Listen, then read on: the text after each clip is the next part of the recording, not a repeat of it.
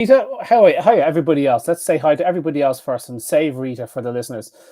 So hello everybody. We are Raw Pet Medics. Thanks for joining us on the 21st of January at 7:01. We are Raw Pet Medics. You'll find us on patreon.com/Raw Pet Medics, where all our very best fans get on there and donate the price of a cup of coffee each month, and it keeps us in shoes and jeans and books, and keeps Nick and Brendan books. To be honest with you, I'm kind of book lice the last few years, although we have been reading Rita's book, and we are on the ball tonight. We have Rita Hogan tonight, master canine herbalist of the universe.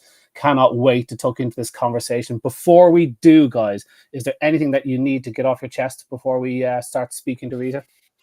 Oh, can we just touch on this whole, is it with or is it from avian influenza? Oh, blimey. Right, guys, let's not do that. Let's not do that this week. Let's do it next week. Let's do it next week. I just get so many inquiries. We're going to go absolutely. We can't. Rita will never get on. We won't get. We won't get. It will never happen. Yeah, no, it won't happen. Rita won't get a word in. So let's not do avian flu. I think it's a brilliant topic, and we need to do it to death. We do, because raw dog food is right next in the middle week. Of it. Yeah, next week. The Q&A is going to be taken over by avian flu. It's more important. Feel free to ask any question you like, as long as it's about bird flu next week. That's what we're talking about next week. Okay, Nick, anything happened last week that you need to tell us about before we bust on? No, not really. It's just I'm glad you're taking up my fashion sense, though. I'm in a grey polar neck. You haven't got to the polar neck yet, but I'm not polar neck stage yet. No, you will take on the polar neck. The Steve McQueen look. Determine whether that gives you more colour because your clothing is grey, or whether it drains from your colour. Well, I don't know. As somebody said, I'll be guided by you guys. Rita, what do you think? Grey, good or not? Grey? No, you're allowed to say she no. doesn't like it. She does not say it. You're a redhead, so all redheads look good in grey. Okay. Wow. I never knew that. I never normally wear grey, but I got it for Christmas, and it's really warm, so that's why I wear it. Yeah. Excellent. Okay, very good. That explains it. Somebody said wearing a turtleneck is like being choked by a very, very, very weak small child. That's it, just constantly being restricted on the neck, and that's not good for me. I can't have that. There's a homeopathic remedy called lachesis, and they one of the key signs for lachesis is they can't stand anything around their neck. Ooh. So they don't like having a collar on. They like, don't put a collar on me. Or they're people who can't wear a polar neck like Interesting. That's me. I can't. So somebody touching my neck is like I say to the kids, I will end you if you touch my neck like that again. You can't. They poke you in the Adam's apple because she knows I'm real sensitive about it. So it's like, if they can get a chance, that really bothers me. Anyway. Okay, that's good. That's going to be a good sport next time we see you, Connor. Who can touch Connor's neck 5 times during the evening? Don't do that. I'm serious, guys. Don't do it. It'll be a bad reaction. Actually, the next conference we're at, where's that? South Africa. South Africa. Yeah, there's a prize. South Africa on the 29th and 30th of March. Okay, if you want to come up and see us there live, and please touch Connor's neck. Yeah. Yes. Please do come and touch Connor's neck.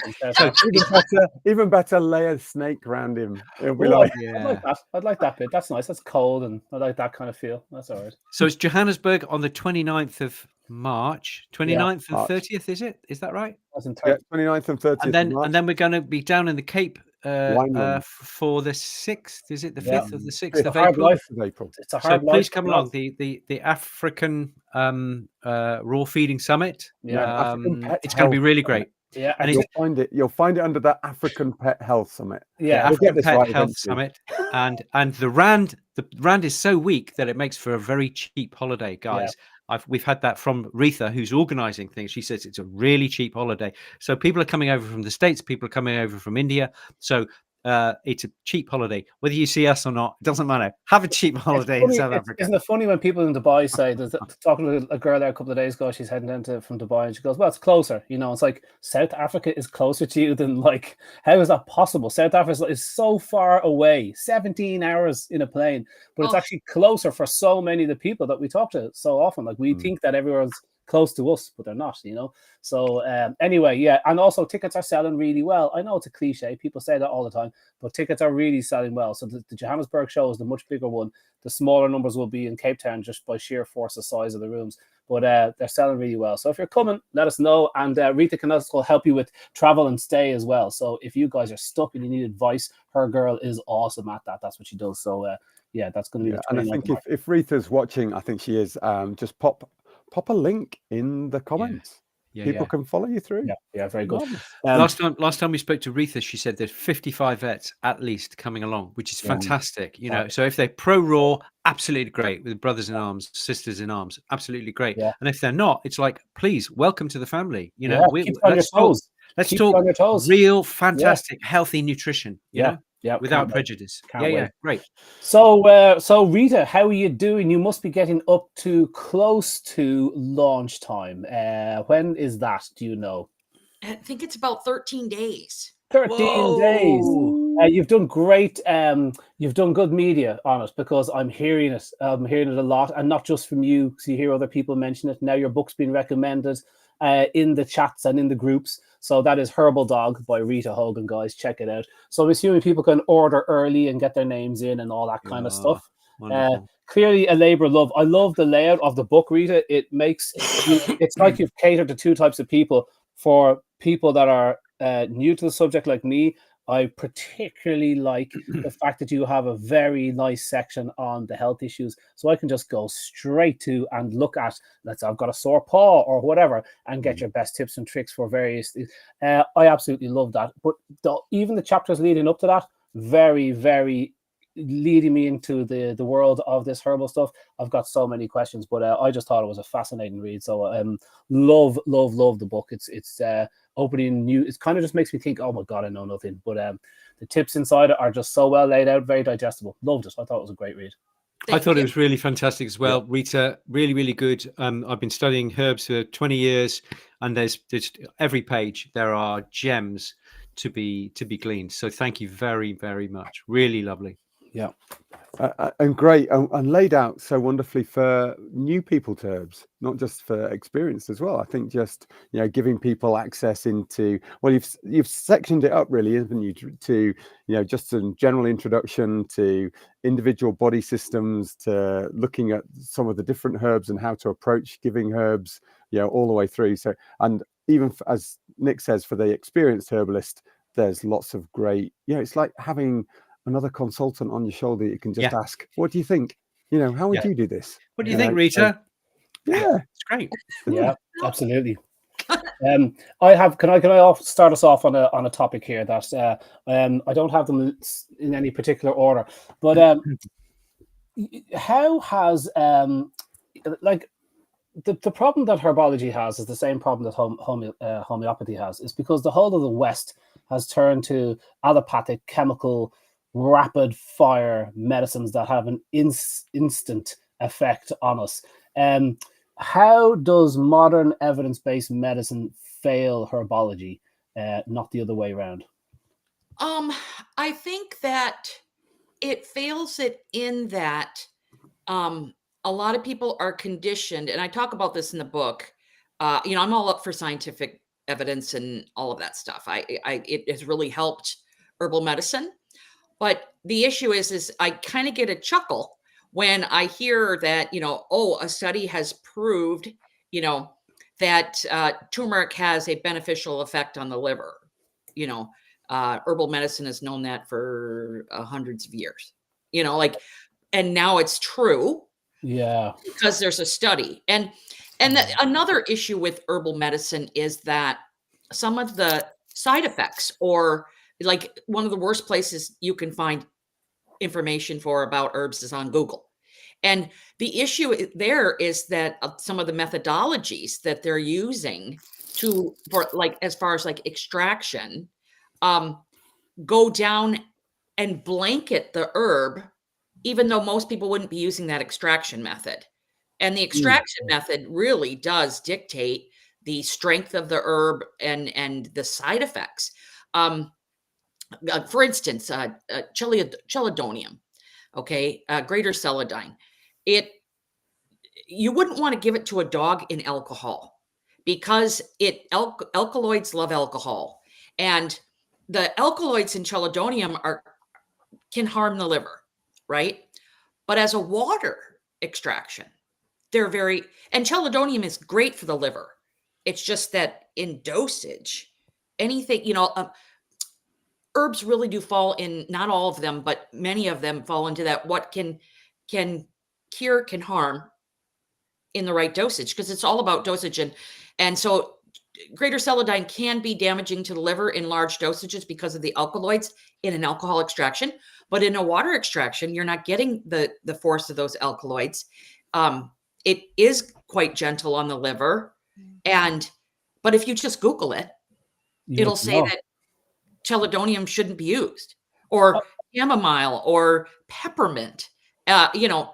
These are all things that can be used. So I think we have to look at that. And then another thing that science is not doing justice for herbalism is they're using standardized extracts. And because of the fact they have to, because you need something that's reliable. So you're using a conglomerate of plants from all over the world, usually, to get a specific amount of a constituent, say, curcumin for turmeric. Curcumin can cause anemia, where turmeric doesn't, because curcumin is extract. isolated. Yeah, it's isolated. It's an isolated, standardized extract used for research.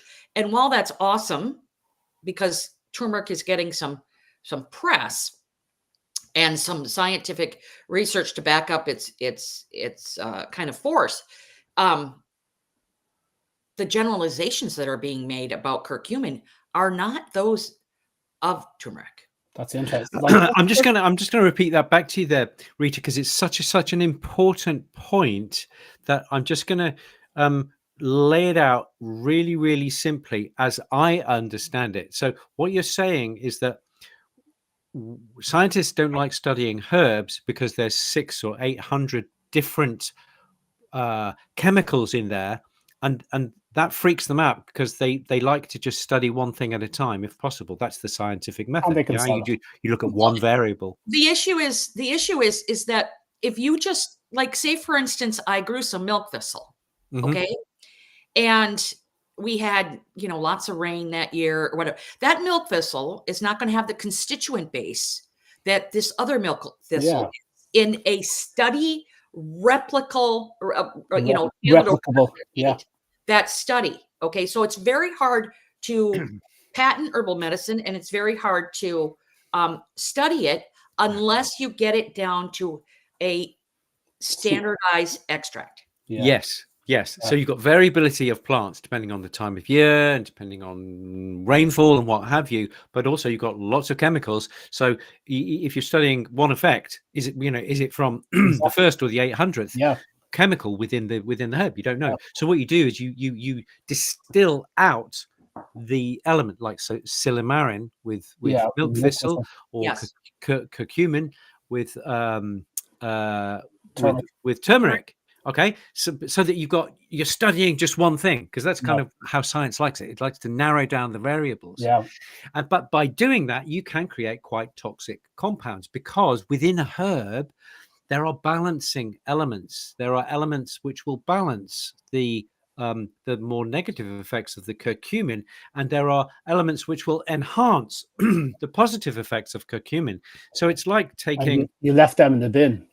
So it's like taking a whole city and getting 3 axe murdering psychopaths and saying these are typical for the entire city's population. Yes. If you like, is that a fair assessment? Yes. I'm just trying to make it really obvious, because it's such an important point, because people will be led astray. They'll go, oh, turmeric is really dangerous because of this and this and this, but they've looked at the curcumin study, not the turmeric study. Yes, I mean, curcumin's pretty safe, except that it can cause anemia in some people and dogs, whereas turmeric doesn't do that. Where silymarin, milk thistle, you're you shouldn't give a standardized extract for a really long time when it comes to milk thistle. Whereas you can give the seed for as long as you want. It doesn't have the toxicity or I would say the limits that the standardized extract has. And it's very hard not to find a standardized milk thistle extract. It's kind of a thing. But one thing there's a quote that I included in my book that kind of sums it up for me. Let me just read it really quick. Good. It's from one of my mentors, Matthew Wood. It says, by ignoring phenomena outside the scientific realm, a skewed and incomplete view of the world is offered. And when I heard him say that, I was like, yes, that's it. Because, plants have intelligence. It's not the intelligence. It's like learning Spanish. If you try to translate everything into English, you'll never learn Spanish ever. You need to kind of step into the world of language, and plants have their own language. They have their own intelligence. They open up. Some plants open up to the moon. Some plants open up to the sun. They know how to protect themselves. They give off certain chemicals in protection. And it's not the intelligence that we look at as human intelligence, but they have a life force. And a lot of people will try to kind of rein them in and be like, okay, well, we're going to give this plant and it's only going to do this thing. And that just doesn't happen. Plants go into the body. They seek things out. It's kind of like regenerative medicine. With regenerative medicine, a lot of times you'll give regenerative medicine for a specific, let's just say a spinal injury. The medicine will go in, like the stem cells will go into that body, and plants have stem cells too. And it's going to deal with the most pertinent issue first. It may not deal with the spine.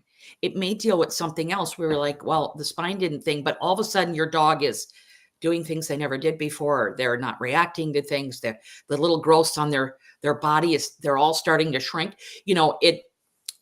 Plants are like that. Like, you can't really control the medicine. And, but they do have an affinity towards, being studied. They do have an affinity towards certain organ systems. So I find them fascinating, and I like to speak up for them.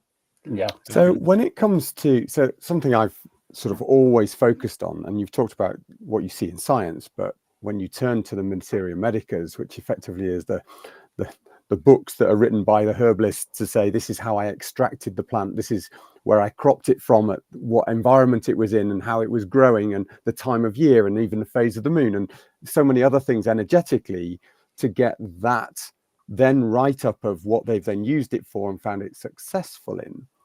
And I've always focused on it and worried that too many people out there are then going, but I can grow a field full of that herb with all of these fertilizers and everything else super quick, and crop it and make a huge amount of money and sell it as if it would do the same thing as they wrote about in that book.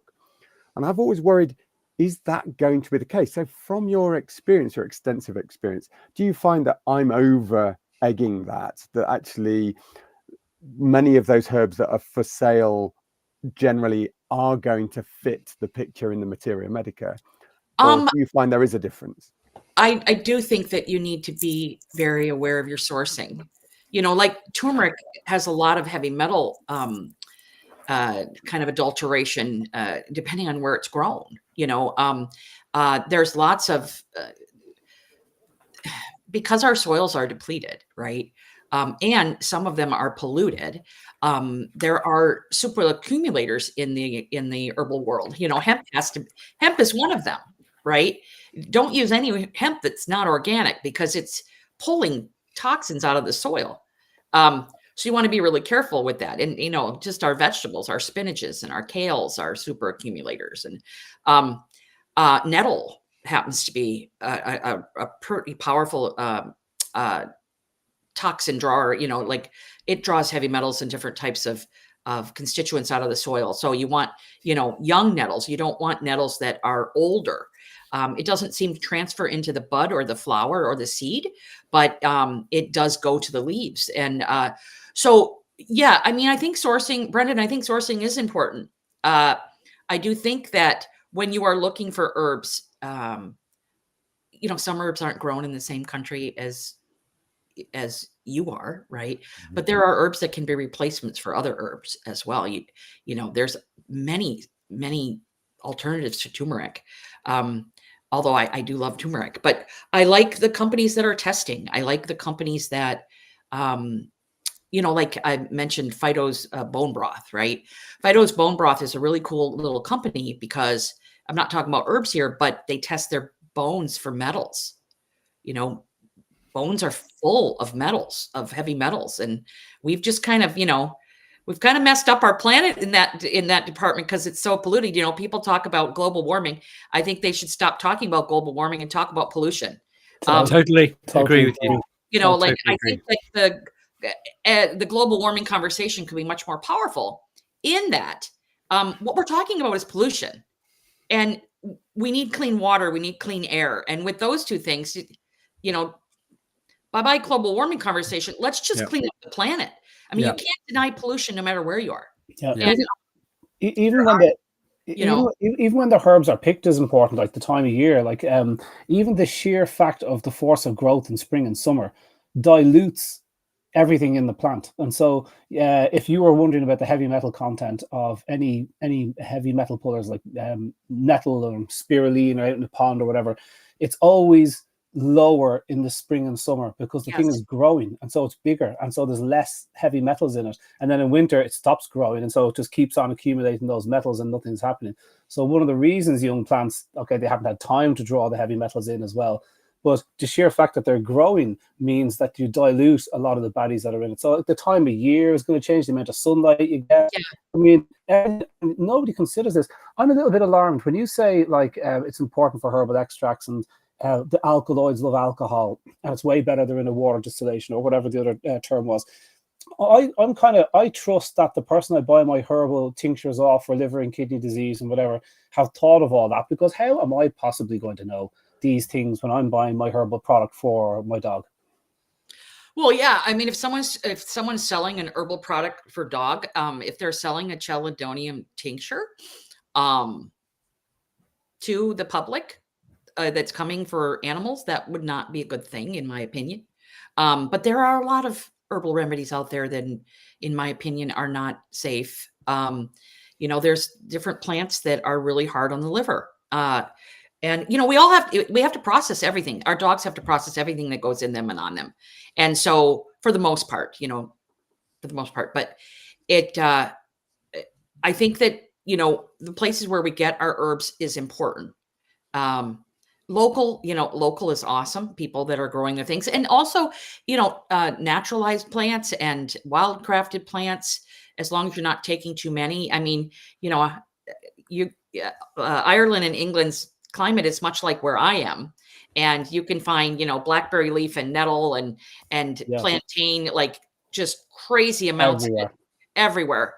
And there's a lot of plants that are right outside people's doors that are excellent for them and for their dogs. They just need to know how to identify them, and then, you know, ask the questions for people growing the herbs. The big companies, you know, storing plants on Amazon and you know, I don't recommend Amazon for purchasing herbs because they're stored in warehouses in weird climate conditions. Yeah, right. I'm not saying they don't work, you know, tea bags in the store, it's better than nothing. But yeah, I do agree with Brendan in that I do think it's a factor. Will it work? Yes, most likely, but not as good. And we don't want to give our dogs something that's at a detriment. Yeah. Which companies do you like to use? Yeah, you're not advertising. It's just basically, if you went into your herb room and you looked on the racks, which companies would we see if we saw? Well, most of the stuff I grow myself. Good for you. Very posh. For my store. However, here in the United States, I love Mountain Rose Herbs, Oshala Farms, Oregon's Wild Harvest. I love to give people local herbalists. Like, there's a lot of herbalists on Etsy where you can ask questions. You can go to their website. You can find their websites because it's hard to find people's websites. But they'll answer the questions. They can answer the pertinent questions. That's cool. what kind of water do you use? Where do you grow it? You know, how long have you been growing? There are a lot of good herbalists on Etsy. You know, I've got on my book's website, theherbaldog.com. It's going to be a sourcing website. So I will have all of the sources that come in from people that have used it. Then I go check it out, and then I will put it on there. So far, I'm covering parts of, you know, like the UK, Canada, America, Australia. I'm working into the larger part of Europe. So I'm going to have some sourcing, some kind of screen sourcing on there. Yeah, cool. Yeah, so somebody can go and check and go, ooh, that would suit me there. That'd be good to have it from someone that's already filtered out the crap. And so I can look at it and go, well, if Rita's put this on our website, I'm assuming that I don't need to worry if there's alcohol and alkaloids. Tinctures. I would never carry a chelidonium tincture. Yeah, so there you go. And nor would you recommend? So it's nice to have that as a resource to be able to use you for that. Look, at the start, you mentioned Matthew Wood there, and Matthew Wood is obviously very influential on you. It's usually the very first one or two people that you bump into when you're making your journey into it. They're usually quite influential on you. And so Matthew Wood had said something about spirit doses, and dosing is interesting because with herbs, it's like the temptation is, you can take whatever you want. Prescription medicines, we're all very, very careful what we do. But with herbs, people are much more lackadaisy because, well, that's just and yet Matthew Wood was talking about very, very small doses in some cases being really, really effective. How is that? Talk to me about dosing. Well, you know, the interesting about Matt is that he's one of the best herbalist I've ever met, intuitive herbalist. He's extremely intuitive because he knows the plant so well. The more well indicated a plant is, the less medicine you need, for sure. Okay. So, you know, if you can, like in my book, in the Materia Medica part, I have some what I call cofactors, right? If your dog has 15 of the 20 in that herb and the energetics are right, that herb's going to be very powerful. But when I was starting out with dogs, I would just give a couple of drops. And I would also give some dried herbs, but like a couple of drops in the mouth, rubbed on the gums. And I would just see amazing results. And I was like, this can't be real. This is like, it can't be, because I'm, you know, my brain's pharmaceutically trained. You know, more is better and blah, blah, blah. And so when I read Matt Wood's book, I think 7 Plants as Teachers, you know, it's quite homeopathic in nature. The book is, I was blown away. I was like, okay, because the internet wasn't the internet we have now. It was just a website, people's website. That's it. I mean, you could hardly even buy anything on it. Yeah. And I was just like, wow, you know, here's someone that's validating what I'm doing. Okay, I'm going to explore this more. And then, you know, then I got into infusions and dried herbs. And there's a purpose for all of those things, right? You know, when you use a dried herb, you don't want to use a dried herb when a dog's having problems of assimilating nutrients, because they're not. I mean, you can use it, but I also probably would use it in conjunction with a little bit of tincture for the medicinal, not the nutritional, but the medicinal components of that plant.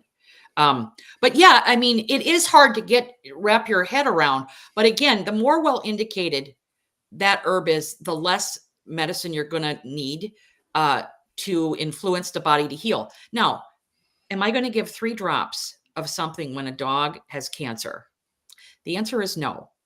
Cancer that means you've gotten so far down the rabbit hole that DNA is replicating in the incorrect way, and it's getting damaged, and cells are mutagenic, and all of that stuff, right? You need a hammer. You need a hammer. I mean, you gotta push the body to change, and you got to give it all the building blocks it needs to switch around and stop messing with DNA replication. So it depends on the situation. But if you're just dealing with like an inflamed bowel or IBD or IBS, either one, I don't ever use a lot of medicine. I've never had to, and I know I'm talking to a couple of homeopaths that understand that when I hate to use the word frequency, but I'm gonna. So like the frequency of a plant matching the frequency of the disease or the condition. And when you match that frequency with a plant or a homeopathic remedy, or, you get the building blocks that the body needs to heal, it heals. And it's fabulous and it's miraculous. And it's found somewhere between researched medicine and anecdotal evidence. There is so much gray area in healing where, the stuff in my book is things that are, my mentors, the information that I've learned from other people, mapping human herbalism onto canine physiology and trying it over and over and over again to find out what has worked the most. And so my book is a lot of anecdotal evidence, but it's also, I have a lot of research evidence in there as well. But it's stuff that's been replicated and continues to be replicated over and over and over again. I don't need a double-blind study to tell me that blackberry works for diarrhea. There's definitely been. I totally agree. It's just like anecdata, without data. But it's like all that means is that one person said it. But if 2 or 3 people said it, it's no longer anecdotal. It's actually data. 3 people have said it. 4 or 5 people. 10 herbalists agree that this thing does this. That is data, and they want to say it's not because they want to keep evidence-based, pharmaceutical-driven, RCTs, randomized control trials, enormously expensive and laborious and time-consuming to do, not something we, the plebs, can do. And that's the way they want us. They want to remove your ability to say, I know this would be good. This is anti-proliferative or anti-tumor. I know it is. I've seen the studies. There's 50 studies on that plant showing it is, and it's already done. So I think they want to remove that and say people like you who have been doing it for decades. I mean, they want to tell you that is not valuable, but of course it is. If we listen to the anecdotal data for the last few years, we probably would have got a lot more things right than we did. So yeah, the whole anecdata thing is an utter nonsense that came in 80 years ago. Like the whole veterinary medicine was herbology and homeopathy up until whatever it was, the early 19th century. That's what it was. That's what everybody used. To say that all that experience is utterly irrelevant and incorrect it's just obviously wrong. I think we're coming around to that now a lot. I think West is slowly coming around to that idea. I think so too. I've got another question then, because I would love it when you talk about resonance, because I'm obviously a homeopath as well. But when it comes to resonance, and you talked about a little bit earlier about how you reflect on people using herbs which grow locally to them, and I guess when we're talking pets, we're talking for those herbs that grow locally to them. How much do you look at the resonance which is about their locale? For many people who are looking through your book and are novices and maybe haven't had a consultation, and they're trying to look and say, I want to use a herb that's anti-inflammatory for the bowel. I'm going to use this. And, I now have listened to the book and I'm going to use something that's grown locally to me, versus you as a professional herbalist looking at making sure that herb is resonant with them. It doesn't matter where they've come from. It's more about, is the herb right for that individual case? Is there a lot of work going into that area, that you've got to look at the pet individually for their resonance rather than just looking at where they come from? Yeah, absolutely, Brendan. That's my biggest thing. My shtick is dogs are individuals. And when you individualize herbal medicine, which makes it more difficult, right? But the results are better. When I like took on energetics in my practice, when I learned about energetics, it blew my mind. It made me go down some crazy dark rabbit holes, but it blew my mind in that, you have a palate, and it's those plants are going to resonate with a dog. Like if you give a dog that is cold, okay, so they were born nice and cool, but we gave them antibiotics, and then we gave them Apoquel, and then they're feeding a pork kibble diet filled with corn gluten meal and things like that, and they're getting more inflammation, and they're heading towards being cold, and being cold is a disease state. And so if you give them an herb like gentian, which is a cold herb, they're going to lose capacity. They're going to get so puny. And with cold dogs, the vital force is in so much trouble. It just starts to distinguish itself. Whereas a hot dog is going to burn out, right? The vital force is going to be too much. It's going to be like a volcano. Whereas a cold dog just starts to become very puny, lethargic, and just kind of extinguish itself. And gentian is going to give it a push in that direction. And it's going to be like, yeah, I'm cold. And that herb has no business in a cold dog. And so learning about the energetics of herbs is so important as far as I'm concerned. And the energetics is about consistency. It's not about the one-off, right? There's a little gentian in a treat, right? That the dog got at the bank.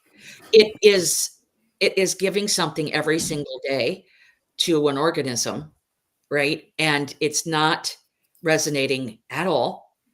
It's far from resonating with that animal. And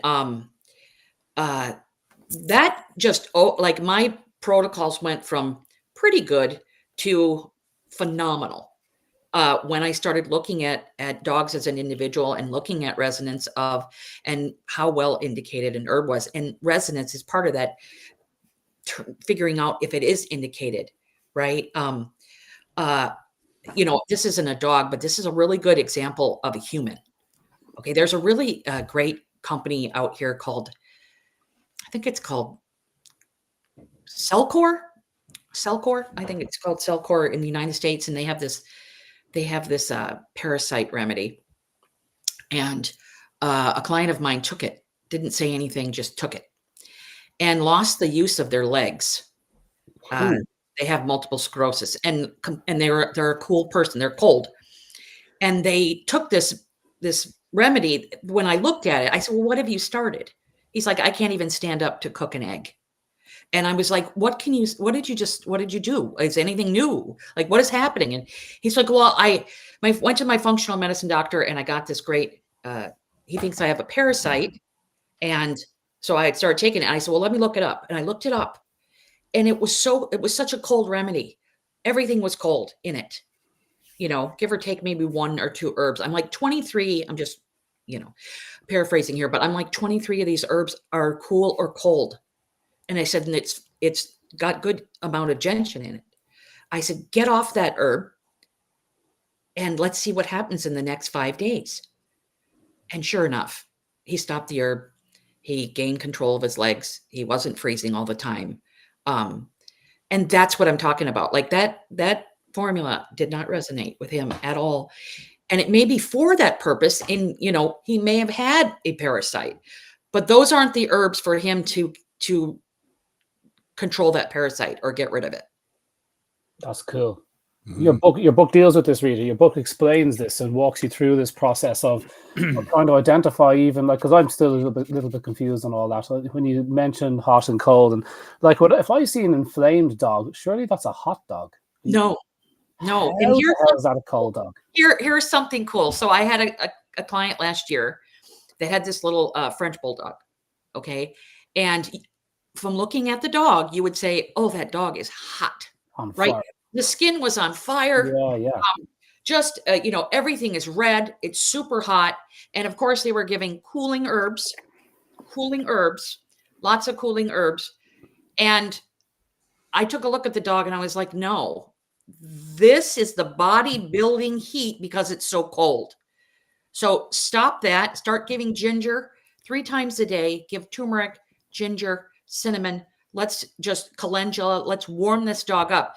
And within 2 weeks, his fur was starting to grow back. It wasn't hot to the touch. All the redness was dissipating.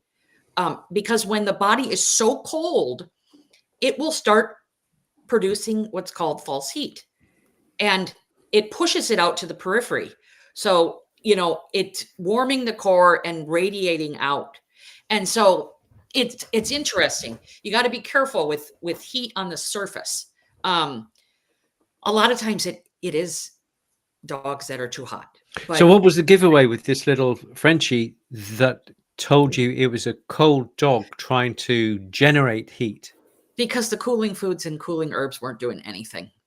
And the That dog was it. That's how you did it. Yeah, there's loads of dog- cooling and it wasn't doing it. So you thought if that's not working, we got to go the other way. Yeah, and the herbs will tell you Oh, what's working, okay. what's not working. Yeah, the cooling foods weren't working, the cooling herbs weren't working, and the dog was getting worse. Yeah. You know, and that's the thing, like he was getting much worse quickly. Wow. And What about the constitution of the dog? That, like, if you said to the owner, okay, before the skin took off, did they tend to like to be cool, or did they Yes. tend to like to be hot? Yeah, because if you like to be hot, you're cold and you like the warmth. If you like the cold, you're hot and you like to be cool. yes, and a lot of Did people you have think that conversation? Yeah.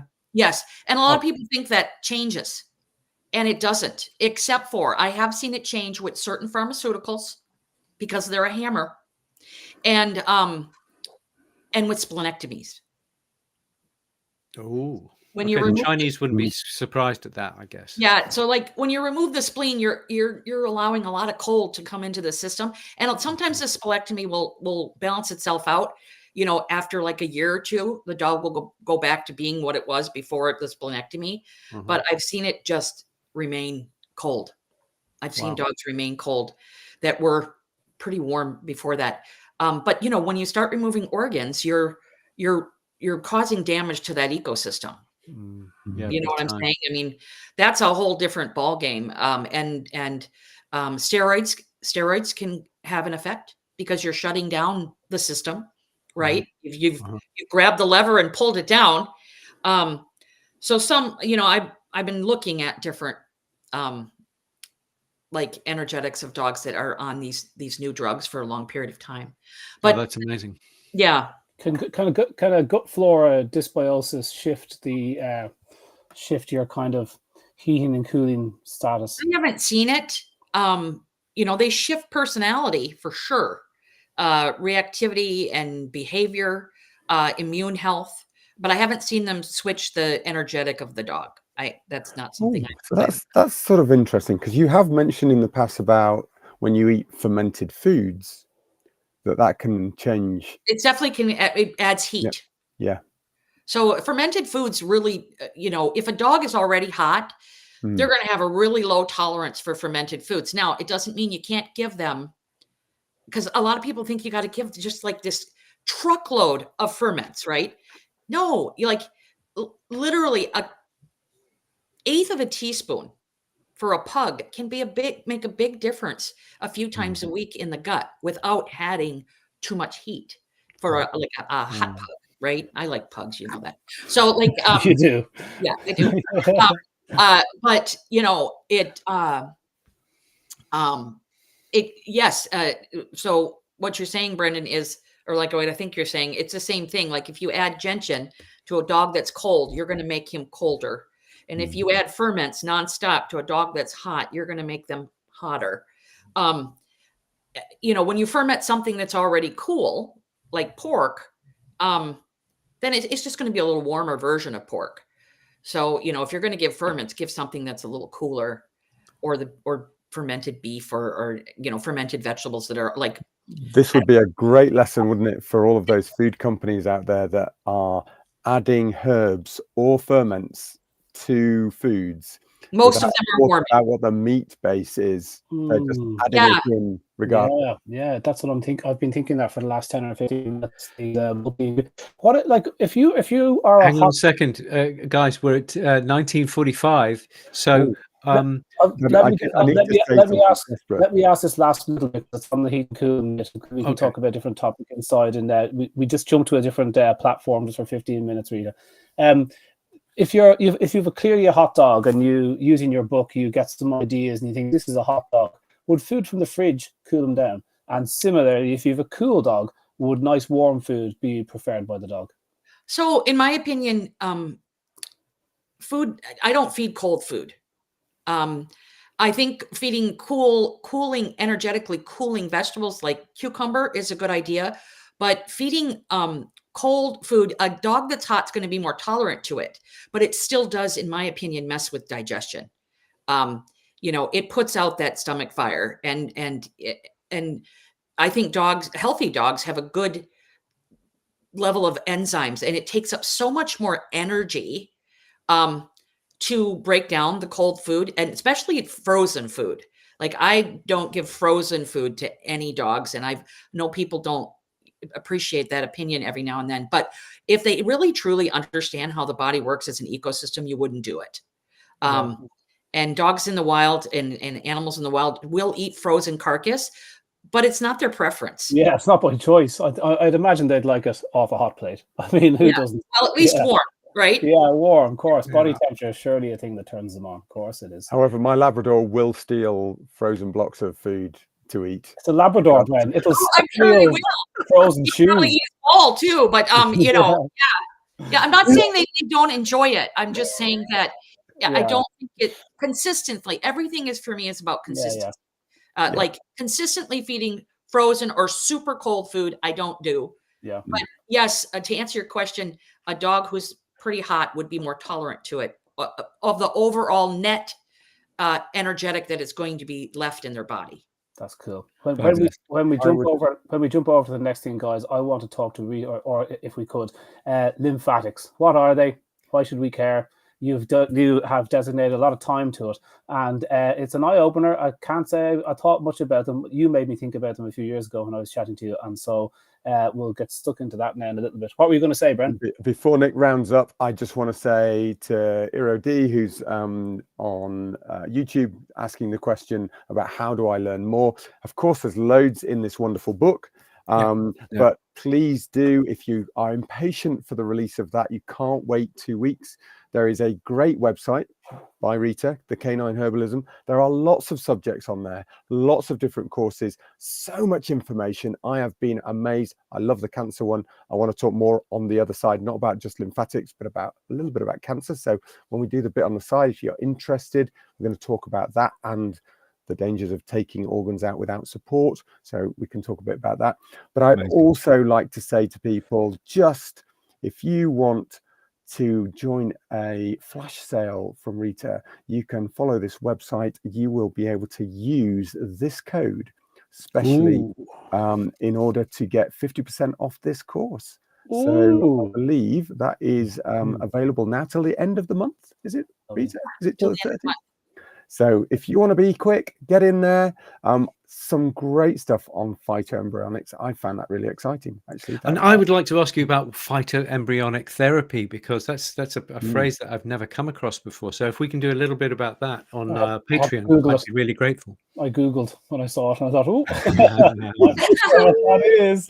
Yeah. Okay, so there you go. That's wonderful. Thank you so much, Rita. It's been an amazing 3/4 of an hour as usual. And I've got yet more over on a bit on the side for patreon.com. Join us over there at /RawPetMedics. I'll get my words out.